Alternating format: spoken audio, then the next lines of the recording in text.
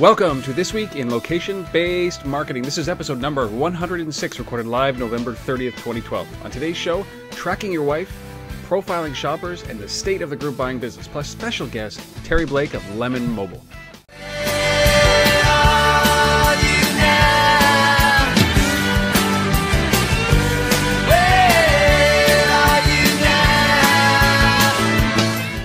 Welcome, everybody. This is episode number 106 of This Week in Location-Based Marketing. We are recording this live on the last day of Movember, November 30th, 2012. My name, Rob Woodbridge from Untethered.tv, located in Ottawa, Ontario, Canada. And with me, as always, his 106th guest appearance, Mr. Asif Khan. Asif, welcome.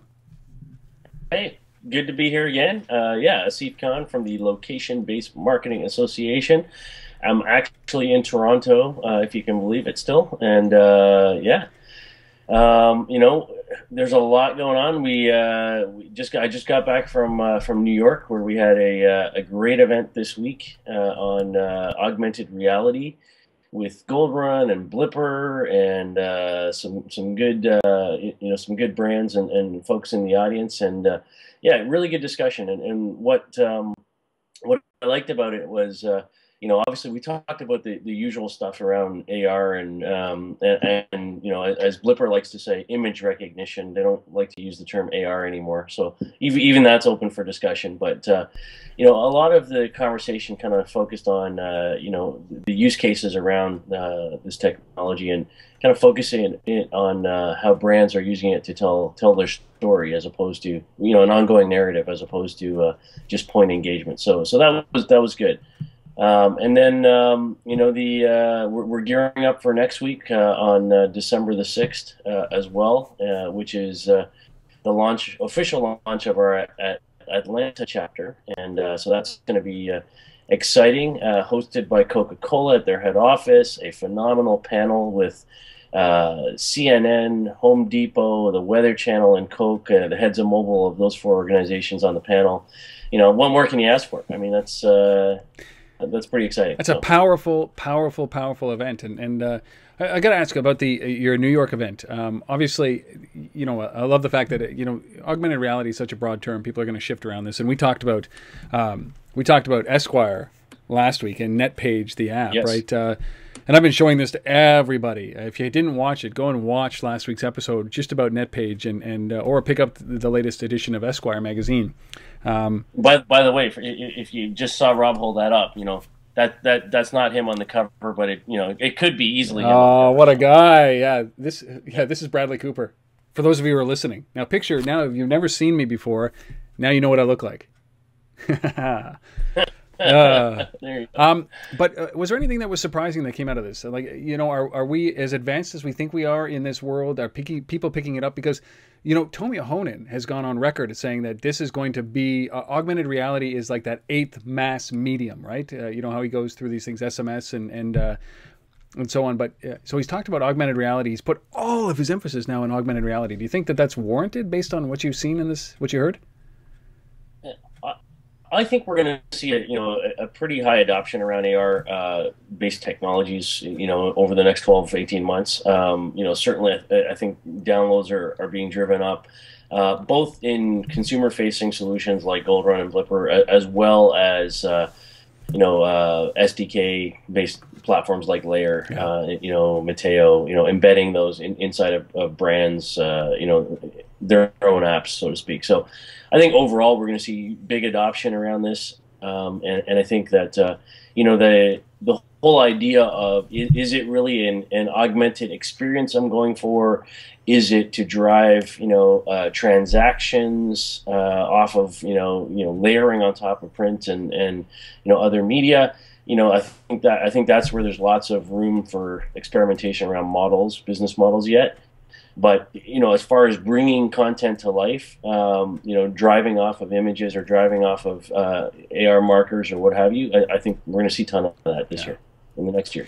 I would absolutely, like, it's kind of like the Wild Wild West. I always think about, maybe when it started, augmented reality to me was always about, it always felt like that virtual reality modeling language, VRML from the web days, where it was so clunky and painful, and LAR early on in its days were like that. But I think what we've seen, especially if you consider this, which is, basically image recognition, what's going on in Esquire magazine, that this becomes transformative for pretty much everything, right? I wrote an article on Untitled somewhere a long time ago talking about how mobile is the resurrection of print, and I believe that augmented reality is square in the middle of this. And yes, so very exciting stuff. So is the show today, man? We get to, like this. This might be our most controversial episode ever. Wouldn't you say, Asif? I think so. I mean, I'm hopeful that we can get through these stories and people are still listening at the end of the show, because yes, yeah, some of this stuff is pretty scary. Some of it's pretty interesting as well. It's a little bit of both. It is. But at the end of the day, our job here on This Week in Location-Based Marketing is to bring you everything as we see it and hear it, and we're not making this stuff up, folks. It's happening out there. Put it that way. Sometimes you would think that we are making this up, but you can't make up some of these stories. Like, how about wife tracking in Saudi Arabia? How about mannequins with cameras in them tracking your facial expressions and basically your demeanor in order to be able to sell you more and push appropriate products to you? How about the implosion or the beginning of the end of group buying? How about, those are just the beginning of the stories. And then we've got, obviously, our interview of the week, our product of the week, and we've got our resources, which is our resource, which is the marriage, the NFC and bridging NFC and marketing, what is happening there, digital and real world. And then we've got our funding and acquisition news. Big acquisition news. In fact, some of the big players that we have asked, where are they making huge plays right now? So that's what we've got in store for you over the next bunch of minutes here. So why don't we start with probably, I think, the most controversial story we will have brought to the location-based marketing audience in 105 other episodes, is this thing called Where's My Wife? So the Saudi Arabian government is now sending text messages with their, Saudi men's wives' locations as they cross borders.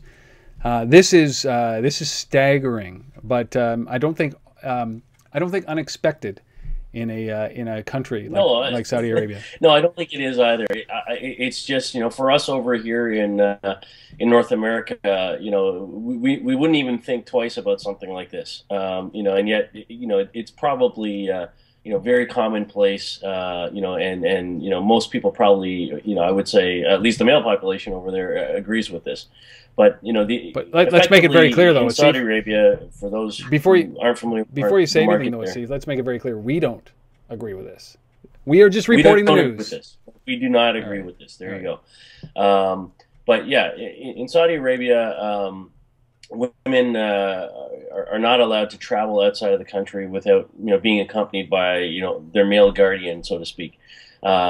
Same goes for driving, and a whole bunch of other voting, things. Working, yes, yeah.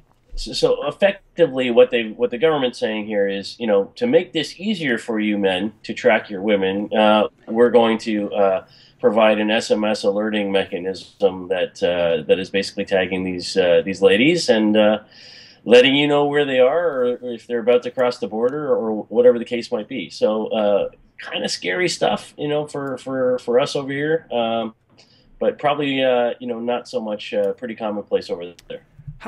I wonder how this works. So is it like I don't even want to know how this works, but I'm compelled to ask these questions. Like, is it embedded? Is it implanted? Is it clipped? Is this something that transmits a location, but it sends SMS to the husbands? This is one of those things that you don't want to know, but I'm compelled to ask. How does this work? Yeah, honestly, I don't know, because it's I don't think it's not tracking phones, because obviously the woman could leave her phone behind. So there's some sort of tagging mechanism. There's no details in this report that I read in terms of the actual technology that they're using to do this. Wow. But it's got to be, something either implanted or attached, some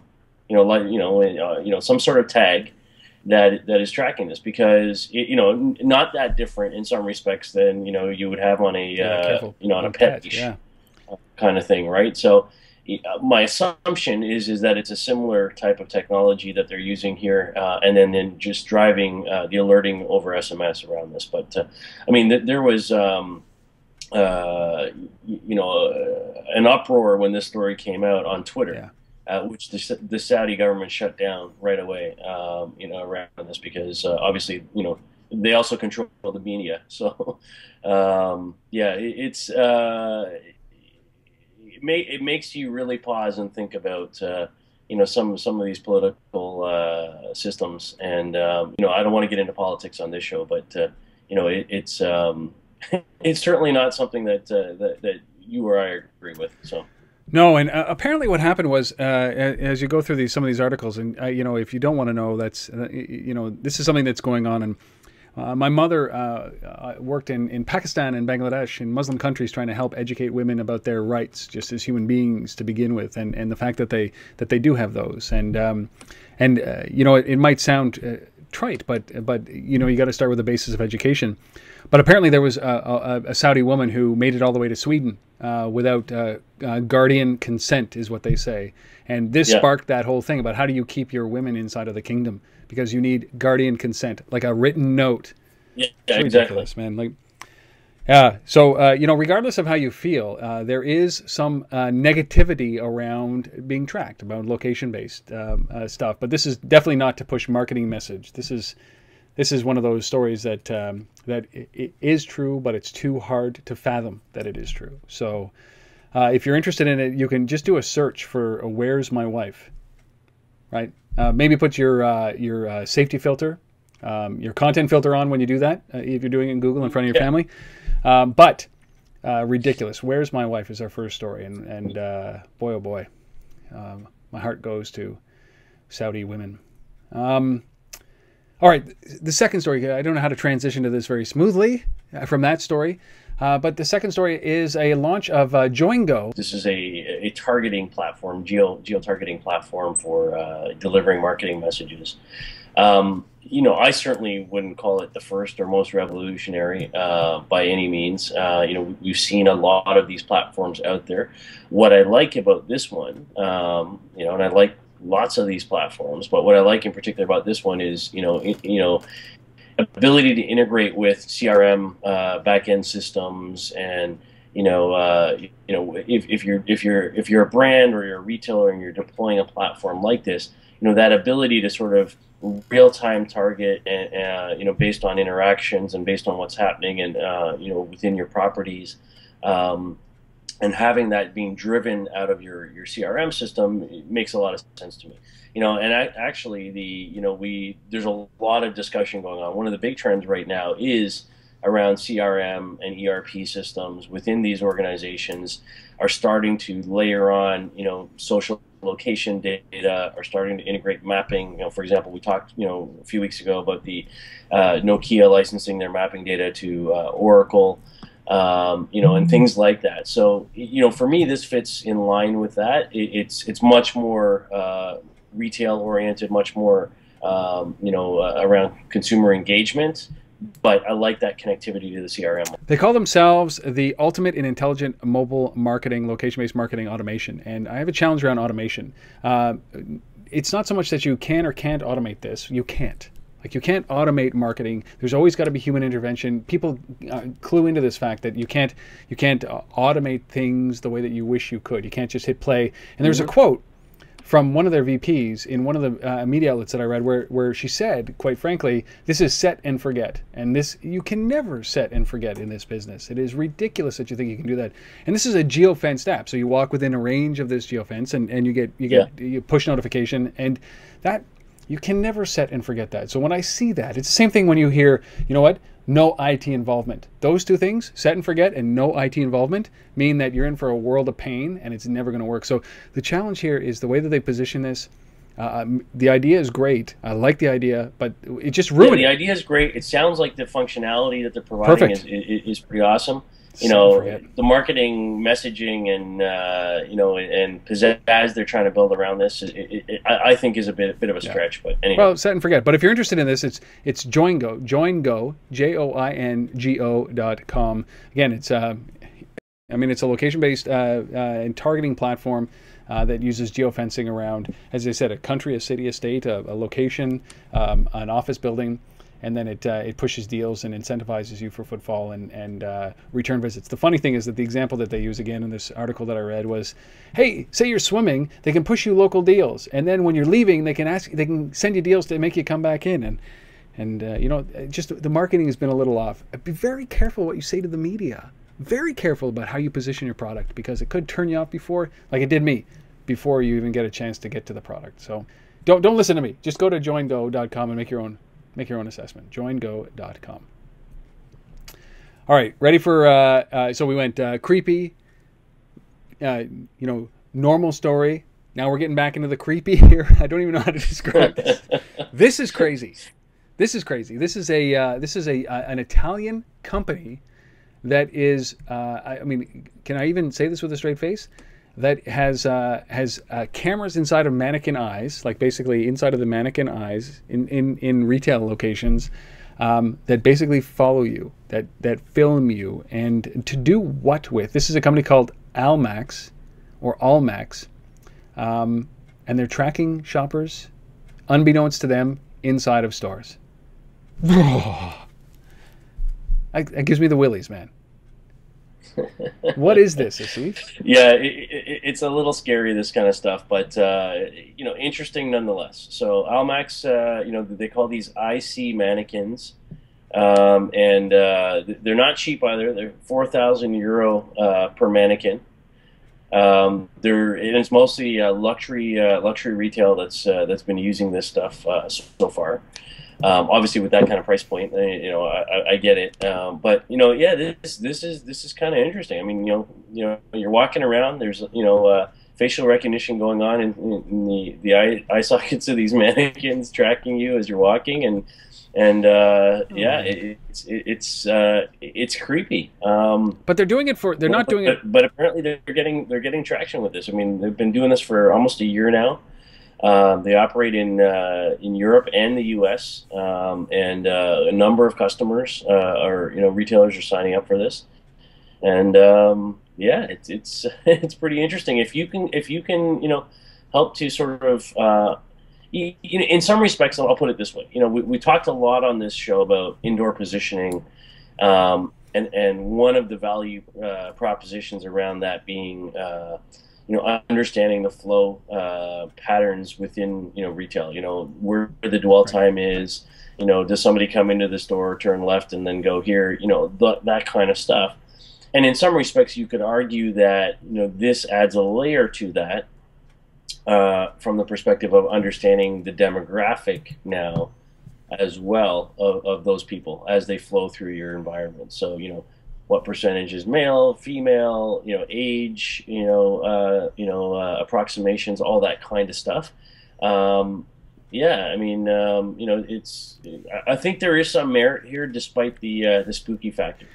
Yeah, it's funny. They're very clear in saying that, listen, they're not doing this to catch shoplifters. They're filming this so that they can get that sense, right? Whether they do facial recognition, it's not for facial recognition. It's for facial feature recognition. Are you a man? Are you a woman? Are you tall or short? Basically, they're trying to profile you as you go past this thing.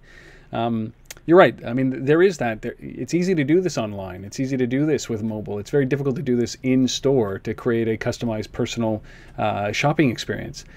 But it is, unless there's big signs everywhere, like this mannequin is filming you, it is kind of creepy. I don't know what else to say. Now there are these things. I remember Amber Mack talking about this. When you walk into bars or when you walk into some kind of restaurants, they have these profilers that basically do the same thing, and they tell you the demographic. They limit it to like the sexes. Percentage of men versus percentage of women into a bar. So if you are a man and it's like 80% men, unless you look like Bradley Cooper, your chances are pretty slim, right? So, but they do that. They profile you at the opening of the bar. But this is a little bit this is very interesting to me because of that. There's potentially a lot of legal and ethical issues around this kind of thing. Yep. I mean, in most retail environments, from a legal perspective, you can use cameras for security purposes, and trying to stop, shoplifting and all that kind of stuff. But even then, you have to post signs that say, you're being filmed and all that kind of stuff, right?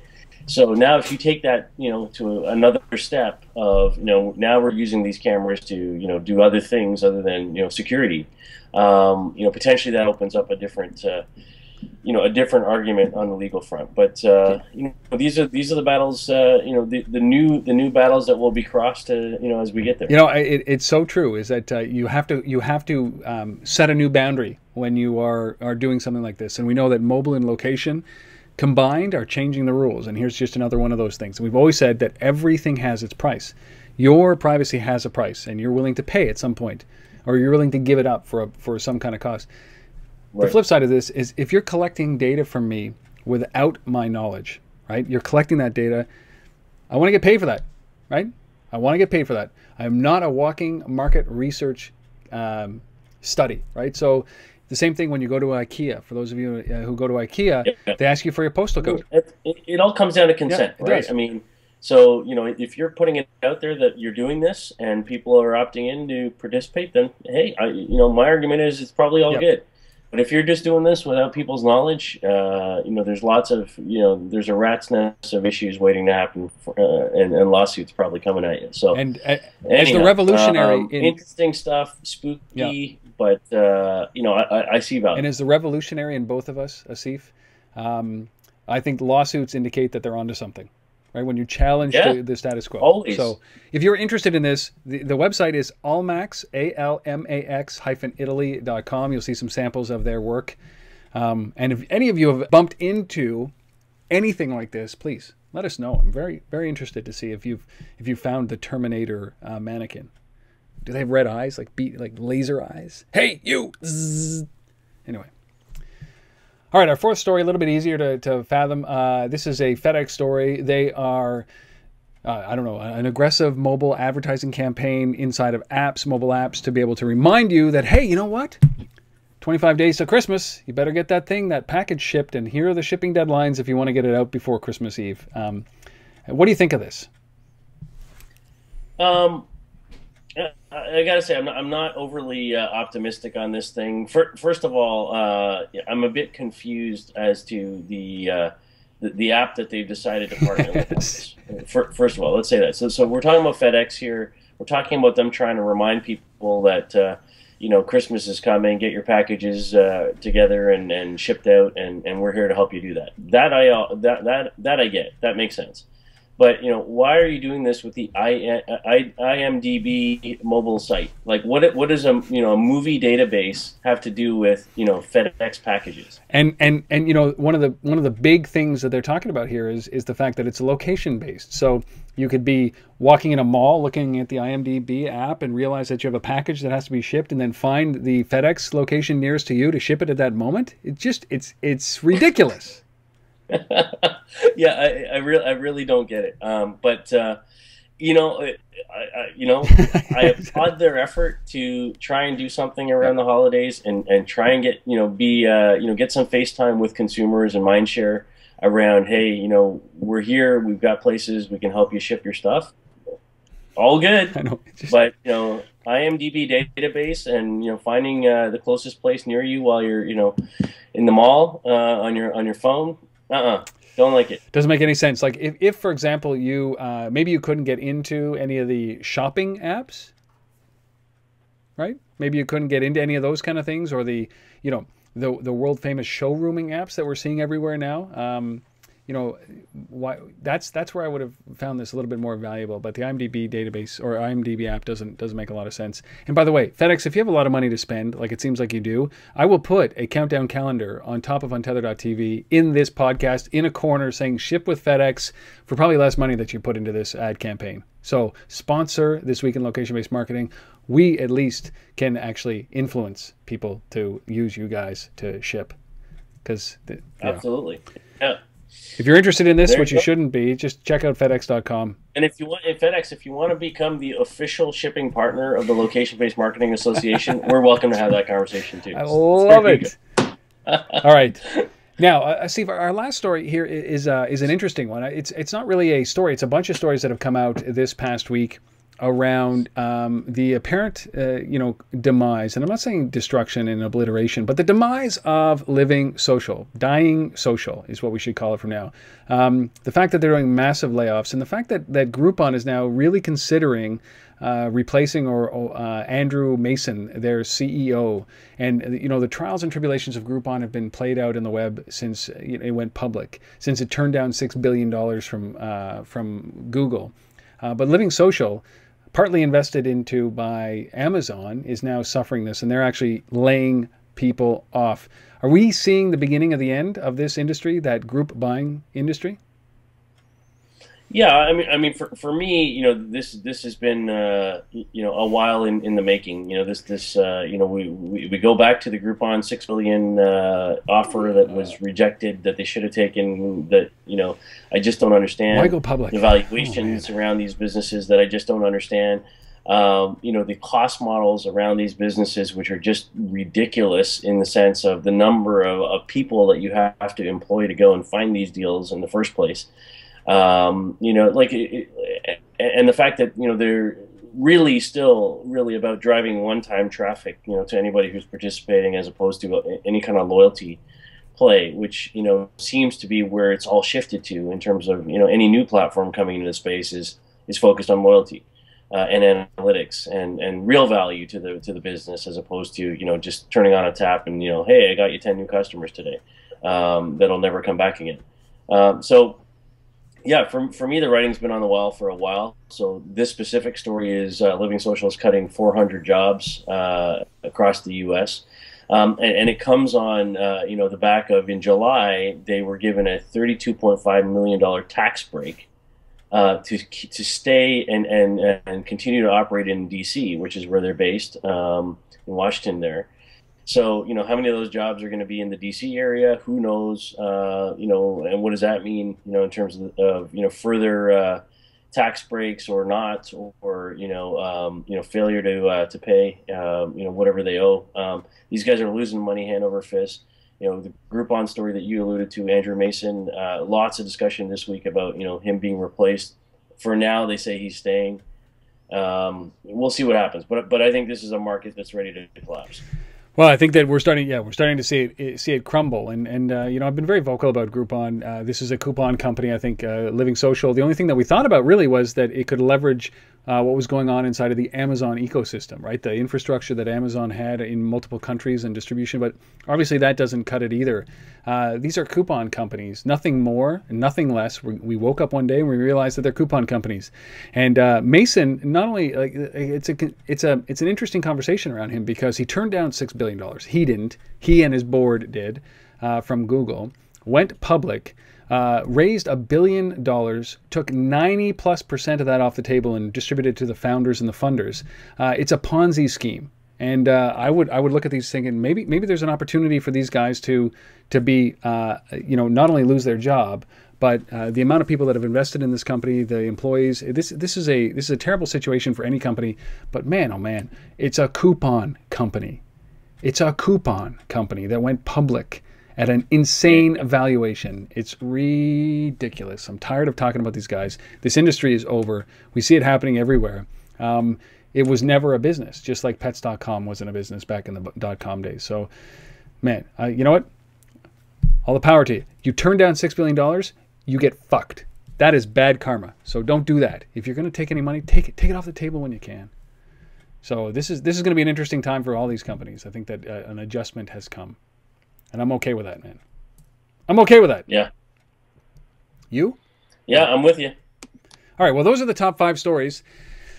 Sorry about the swearing on the last one, but it's a time has come. If you listened to our podcast over the last year, last 2 years, we've talked about the bewilderment. You'll hear the bewilderment in our voice when we talk about companies like Groupon and wonder how they've survived. Yeah, I mean, we're tired of it. And we're just tired of. First of all, I'm tired of the valuations that these people are getting. You know, they're absolutely insane. They have no, you know, there's no basis of reality around them. And when they get the offers, they turn them down. And it's just stupid entrepreneurs, greedy entrepreneurs that don't understand, you know, how to do, you know, what they're doing. And you know, and I'll leave it at that. I'm done. Karma's a bitch. I'm done ranting. Those are the 5 stories. So you know, some you know, as we said at the beginning, these are going to be stories that either sway you one way or another. But they shouldn't dissuade you from embracing what we call this location-based world. There are people that are going to use it for good, and then there are people that are going to use it for evil. And then there are going to be people who use it to make money, and people who use it to lose money. And so, you know, there are stories in here that Asif collates, curates, accumulates over his travels, and give you you know, great examples of some of the things, some of the ways that people are using this technology. It's pretty amazing. Either way, it's revolutionary. But again, you know, use it for good. Always do good with this kind of stuff. If your story wasn't in there, and if you have one, you know, if it's about you, great. If it's about something that we haven't covered yet, it's a story that's out there that's relevant, reach out, untether@gmail.com or sif@LBMA.com. We want more participation from you guys to bring these stories to light from around the world. So we got some big stuff coming up down the road for This Week in Location-Based Marketing that should do a little bit more in covering the planet. But we would love your help in curating some of this news. Please reach out. You have our email addresses. Well, now it's time for our special guest this week. Asif Khan sat down with Terry Blake, who is the head of business development EMEA for a company called Lemon Mobile. What should we know about this company before we jump into the interview? Well, I think Terry will probably say it best, but you know, effectively, this is a company that you know, has been a part of the LBMA for a while. Actually, one of the original founding members of the LBMA. They're a company that is focused on sort of in-app push messaging. They work in SMS, and they've been focused primarily on the sports and entertainment sector. So working with, you know, teams like the New York Jets and you know, the CBC up here in Canada, the New York City Marathon. You know, so they're really focused on that kind of sports and entertainment vertical, which we don't talk about a lot on the show. So hopefully we'll hear a bit of that in this interview. Well, today it's our pleasure once again to bring you that special guest. And today on This Week in Location-Based Marketing, it's Terry Blake, who's the Director of Business Development EMEA region for Lemon Mobile, or Lemon LLC. Terry, welcome to the show. Thanks, Asif. It's great to be here. So why don't we just jump right into it? You know, for the benefit of our audience today, tell us a little bit about, you know, who is Lemon Mobile? What are you guys all about? Okay, well, Lemon is actually an acronym for Location Enhanced Mobile Opt-in Network. And as you said, it's obviously predicated on mobile. It's a global business-to-business marketing company. We sell white label software for real-time location-based messaging. And it's all push messaging. There's no check-in model here. It's all about push. And our solution includes in-app push messaging. So we keep people within the app experience. We create an inbox within the app. Highly accurate and persistent tracking of the devices. And after the push messaging campaigns, of course, we have some very interesting data and innovative analytics to share with our clients. Excellent. I mean, it sounds like you know, it's definitely. I mean, the whole push segment of the market is growing rapidly. So I think you know, you're in a good spot. And for those of you listening and watching, you know, Terry doesn't just have an English accent; he's actually in England. So maybe comment on that. You guys are a bit of a global presence as well. You have offices in a couple places. Yeah, we're headquartered in New York City. We've got offices in London here and also in Toronto, where our Chief Technical Officer resides. And so we're international. And although our first deployments were very much in the US, and in Canada, in fact. We're now branching out into UK, Europe, and the rest of the world, which we're leading on here from London. Okay, so comment if you will, why in-app push messaging? What is the key problem that Lemon Mobile is trying to solve in the marketplace? Why did you create this? Well, I mean, interestingly, if you look at our very first deployment, which was last year's New York Marathon, the marathon organizers, the New York Roadrunners, are running this enormous event in Manhattan. It's up to 2.5 million people get involved, but they don't buy a ticket. So the organizers have no idea who their customers are at all. So for them, it was a matter of engaging with their fans, not just through an app, but through this push messaging system, which would also improve their experience of the day itself. And it also enabled them to activate some of their sponsorships, and indeed to find some new sponsors or some new sponsorship, incremental sponsorship money.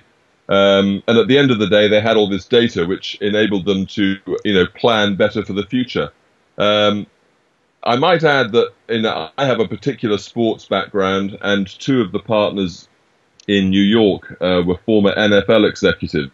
And so we've got a good track record in sport, and we felt that our best entry to the market was through fan-based apps, and way better to start with sport, but of course it equally applies to music and possibly other tourism and even retail ultimately. But we thought we'd start with where we thought the fans would be most likely to say, yes, I want to opt into this, because we are predicated entirely on opt-in and are very wary of privacy concerns and so on, because we do track people's phones once they opt in.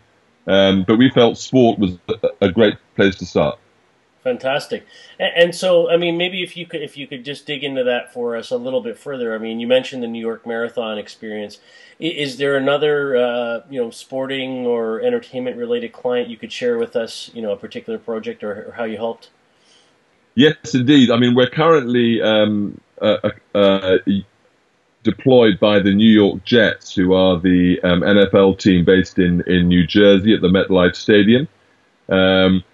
Their main issue, funnily enough, was to try and get people to move into the stadium environment sooner than they were experiencing. A lot of people would arrive early and would be in the car park and would be tailgating for up to 2 hours and then go into the stadium itself at the last minute. So one of the things we're doing with Lemon is to try and push people, encourage people to come into the stadium environment a little earlier, so that they can engage with some of the sponsor activations that are going on in the concourse, below the stands, and to try and get them into the merchandising areas and some of the bar queues. As you know, tailgating involves normally bringing your own, so this was an important issue for the Jets, and that's what we're doing with them. We're beginning to activate with a lot of their sponsors, and it's working very well. I might add that our opt-in rates for people who've downloaded an app, tend to be in the 50% range, which is pretty encouraging. And the open rates, in other words, people actually opening messages, are in the 20 to 30%. Now, obviously, if you compare that to a click-through rate, it's exponentially much better. But we reckon 20 to 30% is not a bad rate to be hitting this early in the piece, because a lot of people are still coming to grips with what location-based marketing means for them, for their device, etc. So we're very encouraged by the start. And as I mentioned, we're now moving into Europe as well via HSBC. We were deployed at Burley Horse Trials in the middle of England, and we're hoping to engage further with HSBC in other sports. And in fact, we've just signed a deal with the International Rugby Board, where we're being deployed this weekend at the Sevens event in Dubai. Interestingly, the IRB, whilst they're very keen on push messaging, at the moment they're probably more keen on finding out where all their fans are, because one of the things that we are able to tell them is where the apps are being downloaded and where people are opting in. And even people who don't come to the event are so keen to get what they can that they tend to opt in. So we can have a sort of global map of where all these people are with their apps. interested in receiving more information from the governing body, which is the International Rugby Board. So we're beginning to get real traction in the marketplace, and we're very encouraged by our progress to date.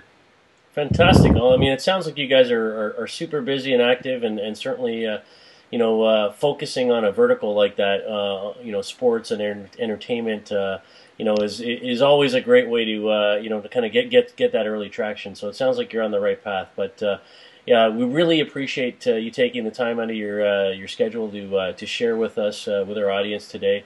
And again, for those listening, we've been talking today with Terry Blake, the Director of Business Development, EMEA region for Lemon Mobile. And Lemon, Location Enhanced Mobile Opt-in Network is the acronym there.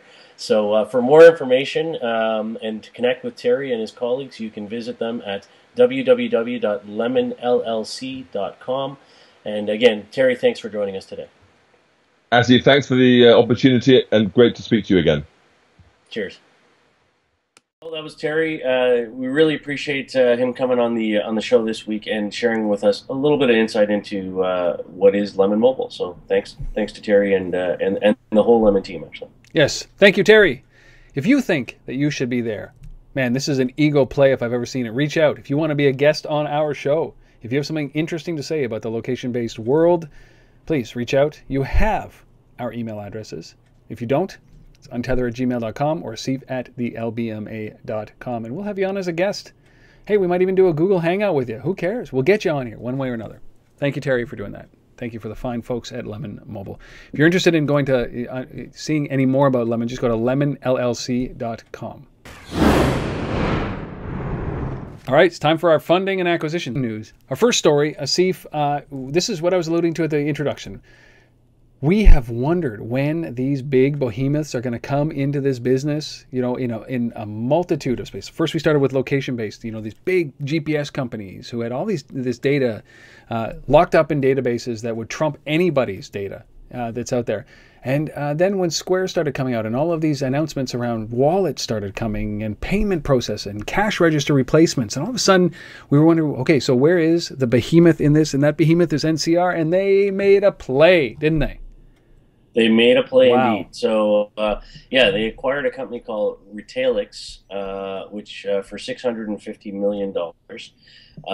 This is a company that's based in Israel, actually, and NCR is based in Georgia, in the U.S. But Retalix is a company that's been kind of an upstart right in the backyard of the world of NCR, point of sale. Global retail technology, point of sale technology, and they've been doing a good job around that market. They got about 70,000 retail locations that they're servicing now, 50 countries they operate in. So this is not a just an overnight success company. This is a company that's been around for a little while, and NCR, for me, it's probably one of those situations where they've been losing some market share. They keep running up against these guys, so why not? Get married and bring them in house instead of fighting the battle all the time. Well, and this is a match made, and it's a perfect match, isn't it? And I think that this really does. There's really no challenger, I would say, to NCR. I mean, this is an established large company, huge valuation, huge everything, huge distribution. Other than IBM, right? I mean, it's really the two. It is.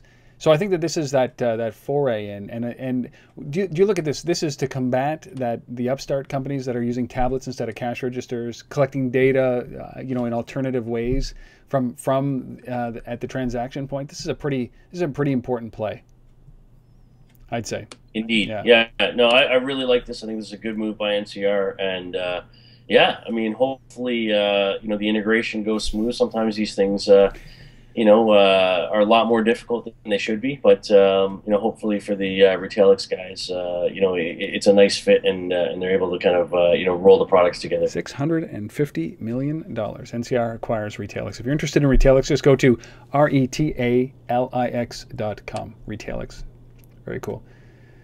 Second story, this is Google on the acquisition spree. They bought another company today that has nothing to do with location-based marketing or anything along those lines. But, basically Google is buying a company a day these days, and they bought a company called IncentiveTargeting. Talk about this. It's a small deal for Google. Yeah, small little company. This company that's focused on CPG, grocery, segmentation, targeting, ad targeting, and yeah, I mean, I don't know how much of Google's market fits within that category, but obviously, enough that they saw some value here around this, and this is a company that's focused on cost per acquisition, cost per action type of models, which obviously is a business that Google understands very, very well.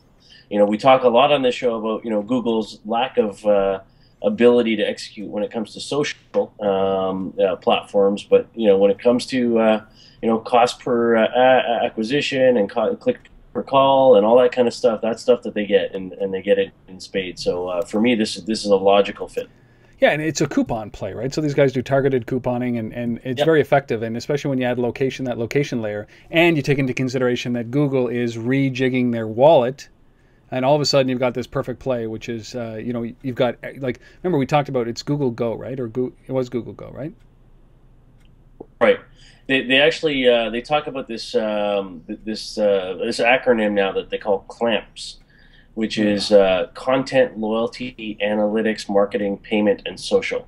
And so Google's kind of looking at it from that perspective of kind of this circle of functionality around these 6 terms. Who came up with that? Google? I don't know. It sounds like a Google term because it's like, hey, I got clamps. It's terrible. It's terrible. It's the worst. Yeah, it's better than cramps. It is, and it's better than crabs. Those two things, they must have tried many acronyms. Anyways, but this is, I like this by Google, but it also goes to show you. We were talking about this in the last story of the main section of this podcast, which was around the Groupon and the group buying companies. Is that coupons are a service in somebody else's wallet. Like that's where they fit into this ecosystem, right? They aren't a business; they're a portion of somebody else's business. And something like incentive targeting, with Google's knowledge about you already, really makes sense. And that's why I think probably Google was interested in something like Groupon, and they probably got this company for like a penny compared to the $6 billion that they were offering Groupon, right? So thankfully, I mean, man, if Google had bought Groupon, who knows what would have happened? But so Google buys a company called IncentiveTargeting. If you can go to incentivetargeting.com if you want some information about those guys, and obviously you've been to Google once or twice, all of you out there, I'm sure of it. All right, our last story here. The only funding piece, there's a company called AdNear, raises a cool $6.3 million. This is an interesting play. I like these guys. I think that what they bring is that the final mile. I guess it's the last mile piece to marketing and closing the gap on sales. Yeah, no, this is a great little company. They're based in Singapore, actually. Well, Singapore and Bangalore, joint offices there. And yeah, this is real time, geolocation, ad targeting, at that last mile, as you said. So they raised 6.3 million, coming from Sequoia and Canaan Partners. So serious players, Sequoia Capital and Canaan Partners here. But and from what they said in the press release, the funding is going to go to just further expansion within the Asia Pacific region and helping them get better entrenched into India and Singapore and some of these other markets over there. So yeah. But been tracking this company for a while. Great service offering here, even when I was in Singapore a few weeks ago, these guys were clearly present, in at our event and other things as well. So I think it's it always surprises me when I hear about Sequoia making deals in Singapore like that, but I guess that's they realize very quickly where the big market is, and it's not as competitive in the United States, or it's not as competitive outside of the United States, but it's getting there with these guys. That's what I gather from these kind of buys. And $6.3 million is not a huge investment. It's a good bet on a company like this, and I like the targeted nature of the ads. Like again, I believe that they have to evolve very quickly away from standard ads. Like the ads, mobile and banner ads don't mix, but this technology might be able to be applied in a different way, a different context than banner ads down the road when we're ready for that. So if you're interested in AdNear, just go to AdNear, AdNear.com, and you can read all about what they do. $6.3 million from Sequoia and others. That's it.